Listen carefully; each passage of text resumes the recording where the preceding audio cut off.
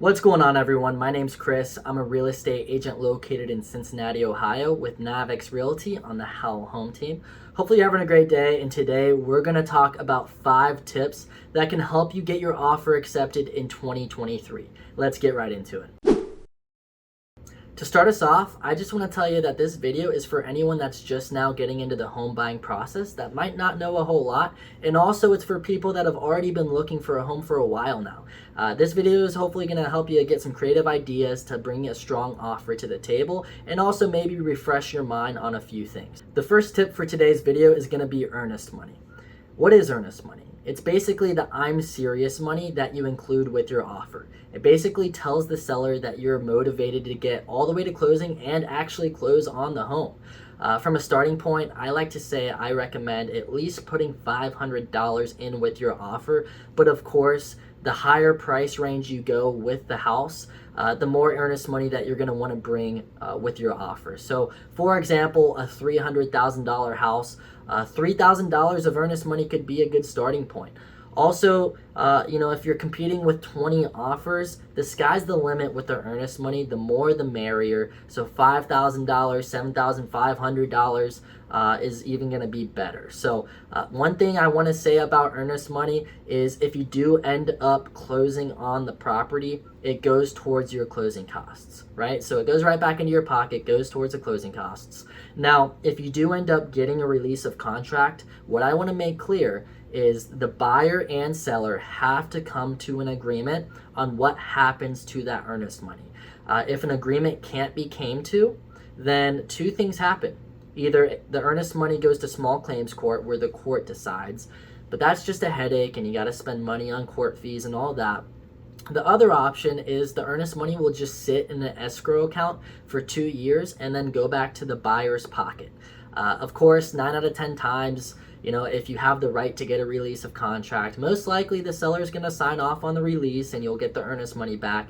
But as an agent, I can't say you will. So earnest money is tip number 1. Tip number 2 is going to be inspections. Now, a misconception some people have with inspections is if you're getting financing, inspections are mandatory. Now, this is not true unless you are a VA loan. If you're getting a VA loan, then you need to get termite inspections. But other than that, inspections are completely optional. As an agent, I always recommend to my buyers that inspections are a really good thing to get just to make sure you're buying a house that doesn't have serious issues you do not know about. But let's be honest, in today's market and multiple offer situations, most of the time you're going to have to waive the right to get an inspection just to get your offer accepted. So that's tip number 2. Know what you want to do with your inspections. It's all situational. The newer the house, the good condition the house is in, there's a lot of variables to measure out and see what you're comfortable with. But think about waiving that inspection if you want to get your offer accepted. Tip number 3 is going to be an appraisal. Now, an appraisal is mandatory if you're getting financing, but if you're buying with cash, then it's completely optional. Also, if the house is most likely going to appraise, then why waste the money on an appraisal if you're a cash buyer? Something I also want to mention for some more information is the appraisal is a safety net. So if you get an appraisal and it appraises under what your offer price is, then 2 things happen. You get a release of contract, or the seller has to come to an agreement with you on that new price. Now, 9 out of 10 times, the seller will come to an agreement on that price, but the situations where they'll say, see ya, let's get a release, is if they have like 10 cash buyers in line with a backup offer, because those cash buyers don't need to get an appraisal. So that's tip number 3. Appraisal, you can waive it if you feel comfortable. Also, one more thing with an appraisal is with the financing. When you get financed for a home, basically that's where you have a little section in the appraisal report that will say if it passes or not. So you can almost think of it like a very small inspection. I don't want to use the word inspection though, but for FHA buyers, the appraisal is what's going to show if work is going to have to be done and if it it passes FHA standards. So peeling paint, safety hazards, that stuff is probably going to show up on the appraisal report, for example, if you're an FHA buyer. The same goes to other financing types depending on what financing you get. Tip number 4 is going to be appraisal gaps. Now, if you're not familiar with what an appraisal gap is, in very simple terms, it's basically X amount of money you'll pay over your offer price if it appraises high. So let's just use a quick example here. Let's say we're buying a $100,000 house and we have a $5,000 appraisal gap. Now, if it appraises at $110,000, then that means the new purchase price for you is going to be $105,000. Now, same situation, $100,000 purchase price, $5,000 appraisal gap. Let's say the house appraises at $103,000. Your new purchase price is going to be $103,000. So in today's market, when you have 20 other offers you're competing against, you're probably going to want to put an appraisal gap if you're comfortable with it. And the last thing that I'm going to say is if you do include an appraisal gap with your offer, you better be ready to pay that appraisal gap.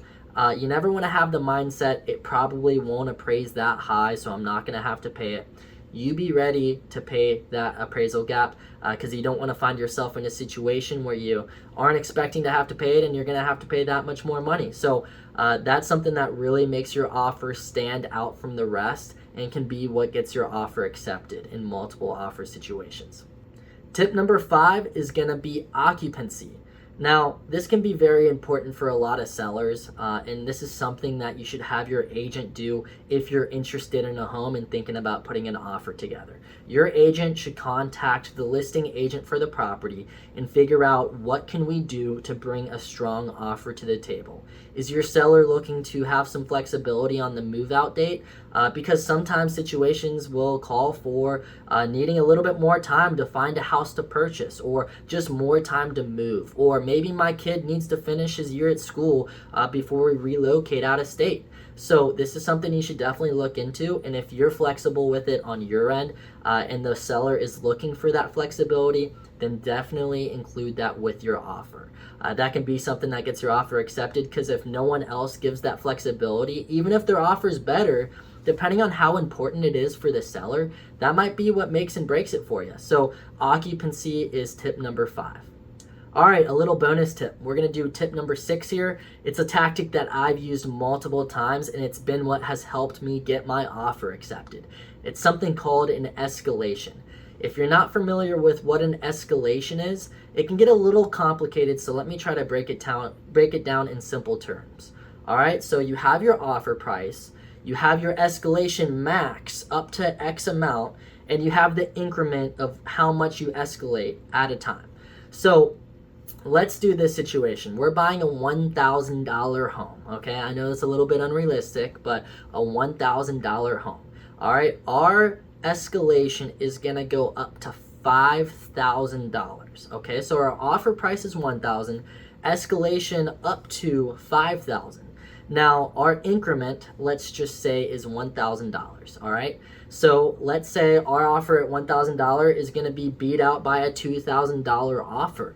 Now, our escalation says that we are able to go up to $5,000. So $1,000 plus the $2,000 offer is going to put you at $3,000 for your offer price, all right? So that is a great tactic to use if you don't want to make an offer, if you're not competing with other offers, you don't want to spend more money than needed. I actually just had a situation where we had an escalation in place, and we got the contract or accepted at our original offer price. So in that situation, if we just jumped the gun and made a higher offer price, then we would have been stuck there. So an escalation is a scot-free, worry-free tactic to still bring a strong offer amount and beat other offers if they're higher than you. One more example is if your max is your max. So with that same situation, $1,000 offer price up to $5,000, with $1,000 increment, let's say an offer came to the table at $4,500. We're not going to go $1,000 above that. We're only going to go $500 above that. So we'll stop at offer a purchase price of $5,000 for that situation. So escalation is a great tactic. Talk to your agent about it if you aren't familiar with it or if you're a little bit confused. And it's always something that you can consider when putting an offer together. So hopefully you enjoyed that bonus tip. Hopefully this video has been informational and you benefit from this. Hopefully I can help you get your offer accepted with this information and hopefully you enjoyed the video. So go crush it out there. Go get your house. If you're looking for an agent in the Cincinnati area, give me a call. I got my contact information down in the description, and have a great day. Cheers.